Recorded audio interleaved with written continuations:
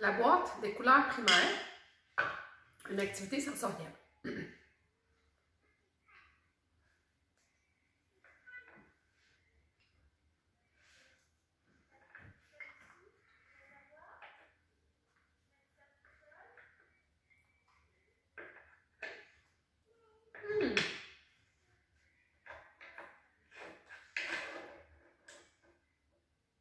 Est-ce que c'est pareil?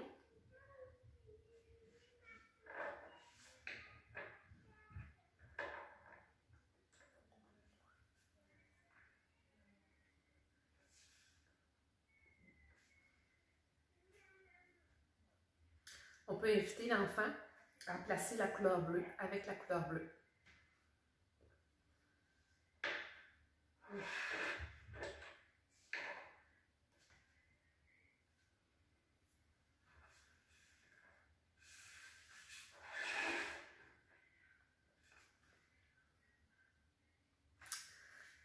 La raison pourquoi on met les couleurs de cette façon, c'est qu'elles puissent se toucher. Que l'enfant constate que jaune et jaune vont ensemble. Et non comme ça. Parce qu'ici, c'est différencié avec du bois. Alors, on veut que les couleurs puissent faire la parade, coller une sur l'autre. L'enfant va distinguer avec ses sens, ses yeux, la couleur. Maintenant, est-ce qu'il connaît le rouge, le jaune, le bleu? Ça peut être fait sous la leçon en 3 temps. Donc, on peut l'inviter à ranger la moitié des couleurs, puisqu'on n'en a pas besoin. Toujours lui montrer que les petites tablettes se prennent comme ça. L'important est dans la manipulation du matériel aussi. Notez-le. La leçon en 3 temps peut être utilisée pour les chiffres, pour montrer des nouveaux noms d'animaux à un enfant, pour un paquet de choses à propos du vocabulaire. 3 temps. Le premier temps, c'est nommer. Le deuxième temps, c'est montre-moi. Le troisième temps, c'est qu'est-ce que c'est? Alors, l'enfant va nommer. Normalement, quand au troisième temps, l'enfant joue facilement avec le troisième temps, c'est qu'il a acquis les 3 mots qu'on veut lui introduire. On pourrait y aller avec d'autres couleurs, d'autres chiffres, d'autres animaux quand on fait la leçon en 3 temps. Elle vous sera expliquée dans d'autres vidéos aussi. Je vous la montre avec les couleurs. Rouge.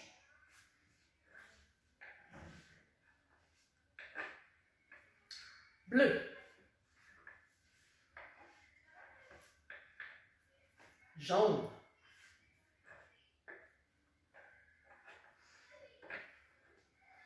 Deuxième temps. Montre-moi rouge. Montre-moi jaune. Montre-moi bleu. Si l'enfant ne me montrait pas la bonne couleur, je reprendrais à la leçon numéro 1. Tu as bien remarqué que quand je fais la leçon numéro 1, le premier temps de la leçon, je mets seulement la couleur devant l'enfant. Je ne laisse jamais les 3 couleurs devant l'enfant en lui disant bleu, rouge, jaune. C'est trop près. J'isole vraiment chacune des éléments.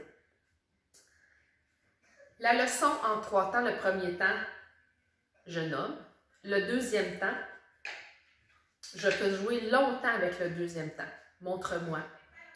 Donne-moi. Donne-moi le jaune. Merci. Donne-moi le bleu. Montre-moi le rouge. Montre-moi le bleu. Mets le bleu ici. Mets le rouge ici. Donc, le deuxième temps, on peut jouer longtemps avec. Je pourrais aussi être dans la classe en train de travailler avec un autre enfant et faire ça aussi avec l'enfant en lui disant « Va me chercher le rouge ». L'enfant pourra aller à sa place, ramener le rouge. Donc, ça me permet d'être volatile avec les enfants. Troisième temps de la leçon. Qu'est-ce que c'est? Bleu. L'enfant qui répond bleu a sûrement acquis ce nouveau mot de vocabulaire. Qu'est-ce que c'est? L'enfant qui répond rouge a acquis de nouveaux mots de vocabulaire. Il ne l'a pas acquis, il me répond jaune. Je recommence le premier temps et le deuxième temps. L'enfant les connaît bien. Je pourrais aussi lui dire « Rouge, tu vas aller dans la classe, me chercher quelque chose de rouge. » Alors l'enfant peut partir à la découverte, chercher quelque chose de rouge avec la petite tablette dans ses mains. Vous pouvez toujours faire avancer le matériel et le rendre plus difficile. Vous pourriez, si vous avez envie, avoir des rectangles blancs sur un papier et offrir à l'enfant de colorier les couleurs de ses tablettes. Il y a toujours des activités qui peuvent découler de l'activité de base que vous avez présentée à l'enfant. L'enfant rendu à 5 ans pourrait aussi écrire le mot rouge. Donc, la même activité peut se retrouver dans la classe des enfants de 2 ans, 2 ans et demi, jusqu'à 5 ans, et puis avoir une suite. Voilà pour les boîtes de couleurs primaires.